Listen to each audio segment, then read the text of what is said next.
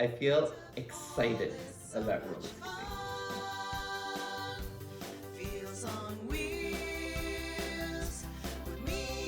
Hi, I'm Evie, and this is Wheels on Wheels, a talk show about roller skating. Mathieu is an Ottawa roller skater who hosts the weekly roller skating drop-in at Lansdowne in Ottawa, Ontario. Thank you, Mathieu, for coming on the show. It's great to be here. When did you start roller skating? I started roller skating almost 3 years ago, and it was a former partner of mine who suggested that we try it out for a date. I'd never actually tried it before, and I didn't know if I would like it, but I suspected I would. So I went and I bought a pair of Moxie rainbow rollers. And of course, because I love like the pink rainbow design. Basically, without having ever tried it, I ordered them and I gave them a whirl at a local drop-in event, and I just loved it from the first time. Even though it wasn't easy to start with, I really enjoyed the challenge of getting to learn this new skill. So you have this amazing style. I don't know how I would describe my style. It's idiosyncratic, I guess, mainly because I really don't spend a lot of time on social media. I think part of what I like is the exploration. Part of the creativity aspect is the exploratory aspect. I think one of the things that really kept me going, especially in the early days when I was putting a lot of time and energy, was I had this idea of something I could do in my mind. And at the beginning, it was very hard to even imagine how I could possibly even like think about doing that movement because it felt so far away from achieving that. But as I have been practicing more and more, like there's been a narrowing of the gap between what I can do and what I can imagine. And I think that's why my style is really unique, because it's a mixture of what interests me. Because there's a lot of things that I learn through my friends that learn like how to do basic sort of movement through social media. And I'm never interested. I find it really hard to like learn the entire thing and then practice it and like I'm good at this move, you know. I really just want to try different things. And in the trying of different things, it feels like stuff starts to come together. One of the things I like to do is I listen to a lot of the same sort of tunes. I have a lot of different tunes that I listen to, but they're repetitive. And so I think as I listen to them over and over again and I dance on them, I get different ideas about how to move on it.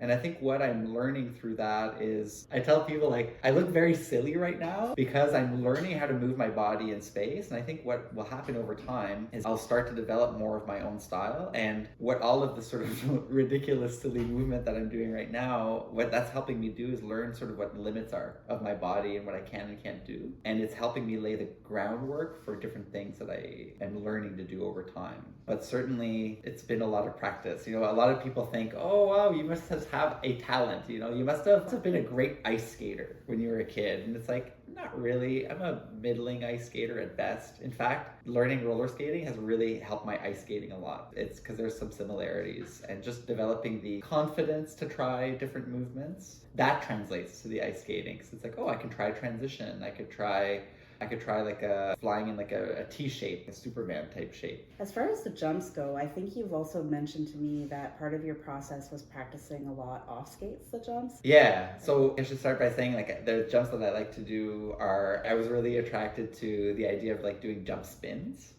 And to be able to do that confidently, I started by doing more 180 jumps, right? Feeling comfortable jumping from going forward, doing the 180, jumping and then landing and then going backwards. All of that is learning about your center of gravity, comfort, and shifting too, so that you don't fall kettle over backwards, right? So a lot of that is just sort of layering on. And the local drop-in event, I guess you're talking about Lansdowne? Talking about the city of Ottawa Lansdowne drop-in that we do every week and that I now host. And how did you get into hosting? I had been going to the event since I started roller skating 3 years ago. I was really, really enjoying it. There was like this newness to it. Also, we had a really great community of people who were attending, so that helped me further develop my skills. The local community, there were very few people who could teach the skills, but there was a lot of demand for the skills, especially during the pandemic. A lot of people got into roller skating or bought roller skates, but a lot of people didn't have the confidence to try unless they had a little bit of help with that. Given that I had been doing so much work and I had made a lot of progress, I applied to become a teacher for the city of Ottawa. And so that's how I got into being mostly a teacher, but also a bit of a coach as well, helping identify what people are doing that's holding them back, and providing them with helpful advice that they can use to become better at the skills. And as a teacher too, I thought a lot about how to take a complex movement and then how to break it down into more of its component pieces, and then assessing where people are at and then giving them the next step in the evolution of that movement so that eventually they could get to their goal. But I think a lot of times people bite off more than they can chew or try to go through a complex movement too quickly. And that's, I think, how you often, like, people will get injured. It takes time for your body to encode the movement. It's through repetition. And I think being kind to your body and recognizing that we all have limits and to work within those limits and have the patience to recognize that it does take time to learn how to make your body do those movements in a way that's safe for you, right? You coached me a couple of sessions privately and you were really good, but you don't do that anymore. I just don't have a lot of time to do it. And now that I'm running the drop-in, I realized that was a really good fit for how much time I had and also what I wanted to put out in the world with the roller skating. The roller skate drop-in is more of like a community building event than I felt that the roller skate teaching was for me. Through the roller skate drop-in event, I have a firmer hand in making sure that we have a safe roller skating community that's really inclusive, especially for me, for people who are queer and gender nonconforming. I think it's really great to have spaces that you can engage in safe and fun activity in a place that you never feel uncomfortable attending. We're here, we're queer, and we're at the Ottawa Roller Skate Drop-In! So for me, it was really important to be a part of that more than it was to impart skills through teaching. And we also have wonderful teachers now, and we're training more in the city. So I'm really seeing the benefit of that and seeing people who are learning roller skating then coming to our drop-in roller skate event. So that's great. It's really surged in popularity, which is really nice. And you don't just skate indoors either, right? You like to go trail skating as well? Yeah, well, that's the thing. In a city like Ottawa, it's a mid-sized city. We don't have a lot of facilities, right, for indoor skating. Like I mentioned, we run this weekly drop-in, and it's a great event. Wonderful floor, professional lighting system and sound. So it's a really nice roller disco, but it happens once a week. There are a few other events in town that I don't really participate to, but there aren't that many options. So for somebody like me who needs to roller skate, it seems almost every day, I had to make it part of my daily routine. And so for me, building the confidence to roller skate outside was really important. And so I roller skate year round. It's obviously a lot harder to do in the winter time. I haven't been doing a lot this year because you have to watch out for road salt in particular. But last year we didn't have a lot of snow, so there was actually a lot of opportunity to skate in January and February. Wow. You just have to dress for the weather, right? But generally, I try to find safe spaces on the streets or in city parks, basketball courts or skate parks. Sometimes I roller skate in the street. Not the safest, but exhilarating. So if you could have something in Ottawa, what would that be for you? It would be great to have an accessible space. I personally like the idea of being able to skate earlier rather than later. I'm a morning person. I like the idea of space for different kinds of skaters, because like if you let everybody skate all the time, that makes it accessible to certain people but not others. If I had my ideal skate place, it would be central. It would be large enough to accommodate different kinds of skating. It would have options for people like me who want to be able to skate maybe earlier and to be able to skate more safely with people of my skill level so that I can try tricks and stuff like that. It's harder to do that on a crowded rink. I would love a place that fosters community, that's plugged into the roller skate community, that organizes events with community leaders, that supports community leaders. I think like we have a budding community in Ottawa, and I think if we had the right space with a management that was community oriented, I think we could really grow the sport and the interest in Ottawa, because I see a lot of people who are interested even who have skates, but who are daunted and who don't even know where to start. And there's not a lot of visibility for skating in Ottawa. And I think that if there was a bit more, I think they would get more interested. It's such a wonderful sport that like anything we could do to increase its reach and its popularity, I think would be wonderful, because it's not a very expensive sport or maintenance heavy sport to get into. What sort of things foster community? What are some actionable steps that, say there were an entity out there that had a space for skating, what specifically could they do if you had their ear? Yeah, I think about this a lot as a community host. Like, I think one thing is regularity. It's really important if you want to build any kind of community that you're seen to be in the trenches, in the everyday. So I think something that is not stop-start or just in a season or something like that, but something that happens on a regular basis. It allows for ebbs and flows among membership, having different things for different people. Not everybody's the same, or not everybody has the same needs. There's going to be a need for children's birthday parties. Having a time and reserving a space and time for that is really important. At the same time, I don't necessarily want to be skating at the same time as a children's birthday party, right? So like maybe having a space where it's more for people who want to increase their skills, or a limited number of people, cap or something on that session, for example, to accommodate maybe faster skating or more technical skating. Even like a beginner's hour? Yeah, to recognize that there's like diversity and variety within our community as well, and to create a time and space for different communities to come together around roller skating. It'd be nice to have date nights. As adults, we often constrict our lives around what we already know. It could be really nice to try a new thing together and to foster that sense of belonging, especially in the fractures that we're seeing in today. What we've lost in the last few decades is third spaces that aren't work or home, where we can connect with one another around shared interests and activities. And I think roller skating is like such a beautiful way of doing that. It sure is. So do you feel like the responsibility to build community is on a corporation, or do you think it could be more community leaders within the skating community to come up and build that community for skaters? I think all of us have a responsibility, but I think our responsibility varies depending on what role we occupy in the community. If you're a community leader, you're an influencer, you're an organizer, even a modest organizer, just like getting a few people together in a public place to go skating or whatever, I think you have an opportunity to instill sort of these values that we were saying of like belonging and like fun too. Make it fun. It's so easy to make it fun. Costumes, music. I really like as a person just to think about how can we make this just like a little bit more fun. Because I think we need that today. It could feel really glum sometimes and like having fun. So like as an organizer, I think getting people's interest, making it fun, and bending over backwards to make it safe and inclusive, and to reach out to people who may just need a little push to come out, right? Offering different kinds of events, right? To attract different people.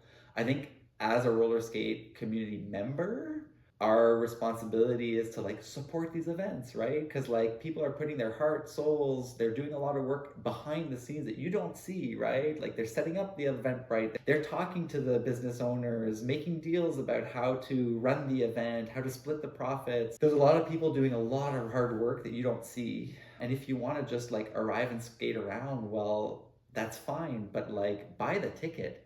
Even if you're not sure you could go, just buy the ticket anyway. Give it away if you can't make it, right? Just buy the ticket to say that you want to support the event. And I think if you're a business member, I think you have a wonderful opportunity to use your presence to not only get roller skating better known, but you can also boost your local community members. And all that's good for you because you're growing the pie so that there's just more to go around, right? As a business leader, I think if you make savvy decisions by strengthening the community, you're also looking out to your own success down the line, because I think people do remember. They see if you support the community or you don't. Roller skating is a really small community, right? It's a tight-knit community. People do notice if you are participating to community life or not. And as a really strong, tight-knit community, people support their community. So I think as a business leader, you have that opportunity, but also like a responsibility to promote people locally,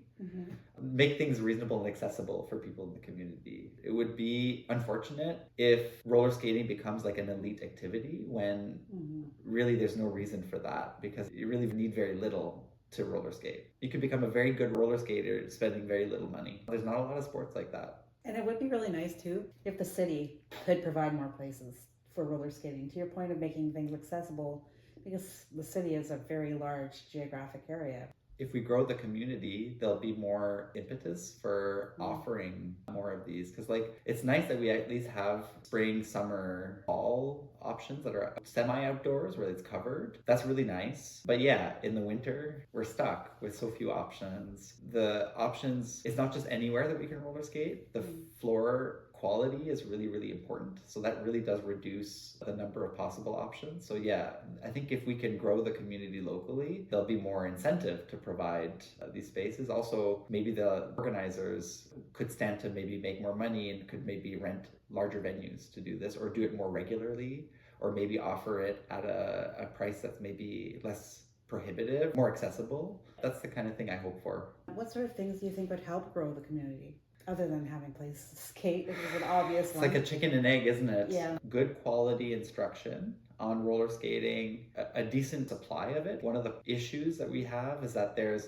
way more people who want roller skating instruction than there are spots available for roller skating instruction, especially the lower cost options that the city offers. That literally grows the community from people who would not have felt comfortable being on skates. As roller skate, like influencers, community leaders, and business leaders can create events, especially free or low cost events. In the summer, it's really possible to do that, especially outdoors, right? I've organized some people to come roller skate in the Byward Market. Getting people together and making it visible and having fun while doing it, right? Like, one thing I would love to do and then I haven't quite gotten around to is doing a onesie skate, you know? Yeah. Maybe in the spring or especially the fall around Halloween, getting together in onesies, skating around in a visible place like the Byward Market. It just creates like this imaginal space of fun and creativity, and it draws people in, right?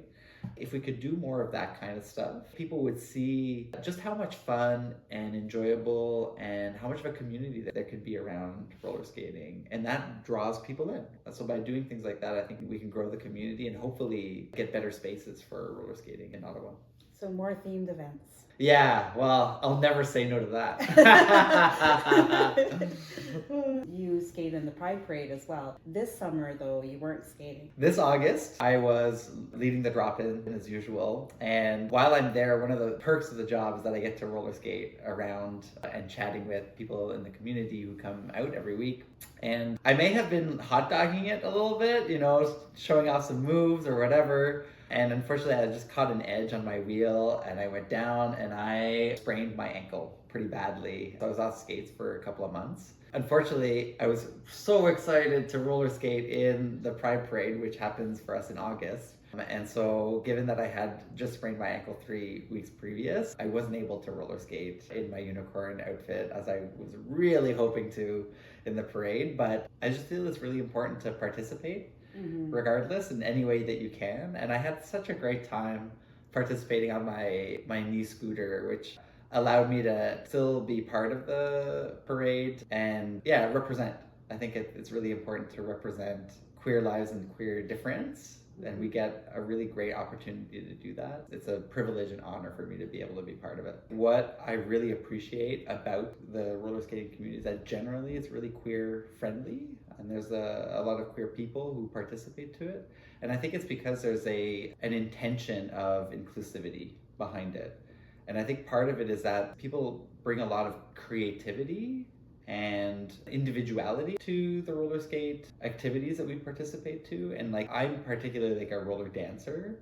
And as a roller dancer, a lot of it is what is your sort of unique style on skates? And a lot of that is just built through practice and repetition and trying new things on, and your style evolves over time. And so I think that sort of intentionality and security makes it easier for people who are different in other ways to feel a sense of belonging and inclusivity. And that's something that I really want to promote in terms of how I approach the roller skate community. And I'd love to touch on your sense of style as well. You've got this amazing, fun, just very whimsical style. Were you always like that, or was that more of a post roller skating thing? I love that question. Maybe I could just start by like just showing off. Yeah, go like, for it. I've got my winter sort of like gear on, and yeah, so I've got my winter seasonal outfit on, I guess you could say. Yeah. One of the things I love about roller skating is the creative aspect of it, the ability to sort of try on different parts of yourself, and the fact that it's really, really open to that kind of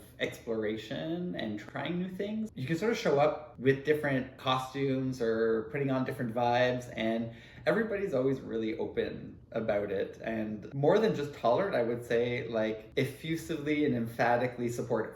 Yes. And I think that makes a big difference, right? Especially in a world where often people like me don't always feel, it's a difficult sense of belonging because you don't always see people like you out there. I think having a place to go where people feel free to feel silly, to feel that it's like not such a big deal to try on different things. It doesn't like mean something about you. It could just be fun. I think that especially in times that we're in right now, it's really important to have places where you can have fun, try on new things, and not have that be so fraught. And I think roller skating provides that. Do you feel like you, Mathieu, the individual, has changed before roller skating versus now? It's hard to say. It's kind of like a yes and no answer. It's more like I was already on a certain path before I met, or roller skating met me. And I think in many ways what roller skating has done is that it confirmed things about me. Because like I was doing ecstatic dance before, and that really scared me to approach ecstatic dance. But when I started doing it, I was like, wow, where has this been all my life? I'm so glad I'm doing this. So I feel like roller skating, it like fit kind of nicely in what I was already doing. It came at the right time. But what it also helped me do is help me explore parts of myself that I've been sort of on a quest to explore. And that's sort of the, who am I individually in this world? Like when I get to choose, what do I want to put out there? I feel like roller skating has helped me feel more creative, and like the dancing, the queerness, and like how being in a body, in a male body, I learned how to move a certain way and not move another way, because to move it that way would be to invite a certain form of like negative attention on me and my body.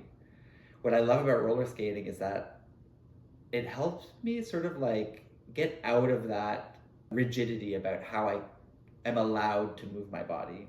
And it's helped me explore like ways that I can sort of move my body in ways that feel good and different, and sometimes also like awkward because they're new for me. But the more I do it, the more I realize that I like moving this way, and it becomes less awkward over time. And so in a way, it's helped me to deepen my understanding of myself. And to also like being this activity that is productive of nothing, that's about self-expression in the moment, because you can't can it. It's this beautiful like ephemeral thing that I get to practice, and then that moment, and then let that moment go. So that it's like a meditation, honestly. And because of the creative aspect, I feel so fulfilled by it. And I'm a person who has a lot of energy, so the exercise aspect is really important. So it's like a pretty holistic exercise, and I think it's helped me become more myself. And so I can see myself continuing. That's why I think it's become important. It's become like a core part of my life, because I realize that like I get to really express who I am through this. And every time I show up, I'm wearing a different costume because I like the challenge and I like the expressivity of it. And like, or what do I feel like today? Sometimes I feel like going back to something that I am comfortable in. But I love that. I love that opportunity, and I just want that to keep existing. And so I want to make that accessible to others too. When we first met, we had this conversation. You had mentioned something about roller skating saved you. Roller skating came at a particularly good time for me. When I started roller skating, I was experiencing difficulties in a relationship that I was in, and it just felt really hard to go through those changes in a core relationship. And what roller skating really helped is that, first of all, I was able to take my skates everywhere. So there was a time where I was traveling and I was able to just pack my skates in my suitcase and just roller skate around. I think it was roller skate almost every day. For me, the roller skating at that time really allowed me to process some really difficult feelings and emotions that were coming up around that relationship and that I felt were really difficult to live with on a day-to-day basis. And so I just got a lot of soothing out of roller skating. I think doing something that requires my almost full undivided attention, because it was a new skill that I'm learning. So I obviously don't want to hurt myself falling on concrete. So I have to really pay attention to what I'm doing. At the same time, I felt like I was in the background also processing my feelings, such that after the roller skating, I felt like a little bit freer, a little bit more okay, a little bit more capable of putting one foot in front of the other and having a little bit more perspective, maybe, of like, okay, well, you know, today's a bad day, maybe tomorrow will be better. And it's also great exercise, which is good for your neurotransmitters that promote happiness and well-being. It's really helped me I had back issues too from lack of movement and lack of core strength. Well, let me tell you, roller skating is great for that. Mm-hmm. It's also great for creating a sense of belonging. I met a lot of friends through roller skating, and having had those changes that eventually led to a breakup in that relationship, it was wonderful to have a sense of community to fall back on that helped me feel that sense of belonging when things were really changing in my relational sphere. So yeah, for all those reasons, I feel like roller skating came at a really good time for me and did something for me that no other activity was doing. That's beautiful. During the summer when you had to be off skates, did you feel like that absence was felt, and were you able to replace it with another activity, or did you find a way to stay connected somehow? I love this question, mainly because I really worried about that, because I think I had never had a big injury on roller skates, and I'd never actually really seriously sprained anything or broke a bone. So for me, it was I guess when I did sprain my ankle, I could immediately feel something was wrong. I knew it immediately. I could intuit that it was pretty serious. Probably not gonna roller skate the next day. But at the same time, there was a lot of denial, a desire to sort of be well, we'll see what it's like tomorrow. But everybody looking at me no way. I reflected on this the next day, and I think a lot of it was that fear. It was the fear of well, this means so much to me, and now from one day to the next, it's gone. What does that mean for me? How am I going to feel about that? And I was going to miss Pride. I was so looking forward to that. And I thought it would feel dark, feel heavy, right? And I've definitely felt that in the past about things. Interestingly, this time, I acknowledged that could be a possibility, that could happen. I was trying to be ready for it, I guess, as much as you can be. What was really surprising about it is I was fine. It was fine. I realized I have such a rich life outside of roller skating. Yes, I miss the roller skating. I would forlornly look at my roller skate bag and go, maybe 2 weeks, maybe 3 weeks. No way. It was a solid 6 weeks. Of course there was some wishful thinking there. Of course there was some deep missing of the activity. And because I was leading the roller skate drop-in, it was my job to keep showing up every week, right? Mm-hmm. And some people would feel really bad for me, oh, it must be so hard for you to be here. And it really wasn't. I felt happiness for everybody else who was skating. I did other things with my time. I filled it with other things. I am a very busy person. I did a lot of planning that I don't always have time to do, and it was fine.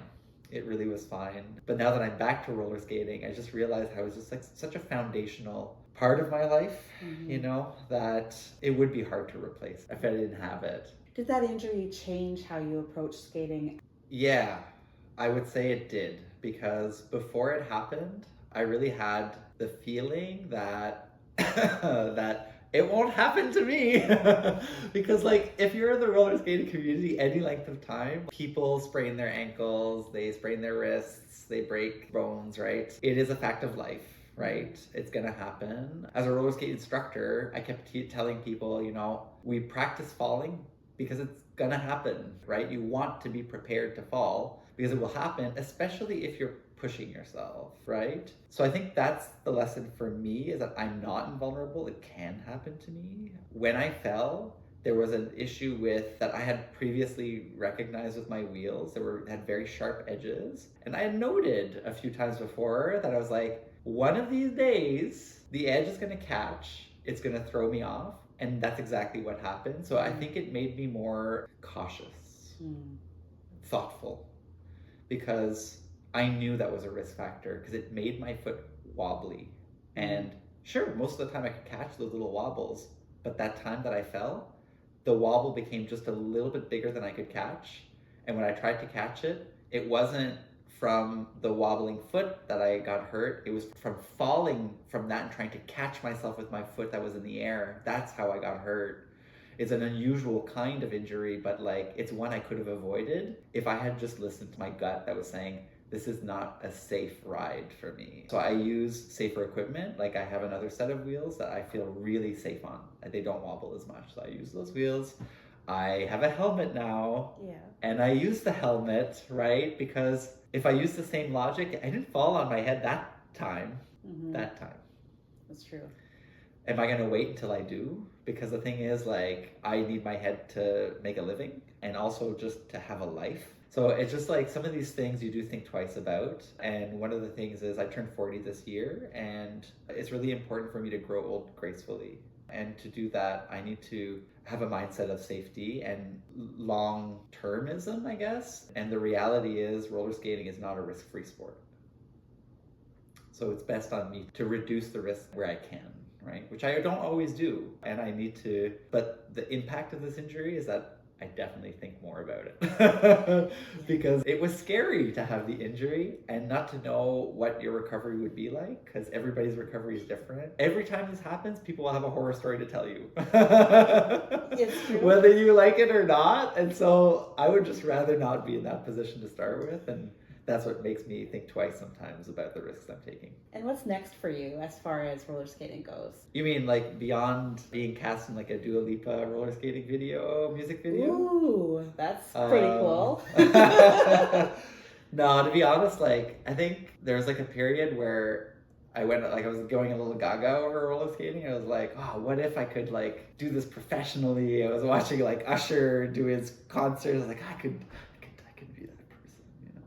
And like a part of me always wanted to be a rock star. So I'm like, oh, well, this is maybe, as I like reflect more on it, I really just enjoy roller skating for roller skating. I think that's why I haven't really gotten much into like social media. I always thought, oh, I'm gonna do all this roller skating stuff on social media, but the reality is I just like to roll around and listen to music and hang out with my friends while doing it, you know? Maybe that's enough.